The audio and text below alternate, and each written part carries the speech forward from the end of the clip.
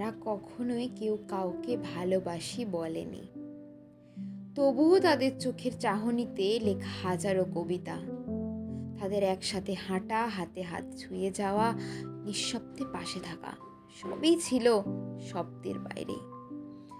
তারপরে একদিন সময় এসে দাঁড়ালো সামনে, বলল, এবার যে সময় হয়েছে, এখন দুজনকে দুই পথে যেতে হবে। তারা তখনও নীরবেই থেকেছিল, কারণ তারা জানে ভালোবাসা মানে কেবল আটকে রাখা না, ভালোবাসা মানে মুক্তি। তারপরে সেই শেষ দেখা। যদি কখনো খুব কষ্টে মন ভরে যায়, আমায় অনুভব করিস, দেখবি আমি তোর পাশেই আছি, খুব নরম করে জড়িয়ে আছি তোকে। যদি কোনোদিন খুব হাসতে ইচ্ছা করে, তাহলে তোকে নিয়ে আমার পাগলামিগুলোর কথা মনে করিস। তারপরে সময় বয়ে গেছে, শুধু ফেলে গেছে এক রাশ নীরব ভালোবাসা আর কিছু অস্পষ্ট হাসির স্মৃতি। তবুও বিকেলের মলিন হয়ে আসা আলোয়, একটা চেনা গন্ধে বা পুরনো গানের সুরে মন দুটো কেমন যেন কেঁপে ওঠে।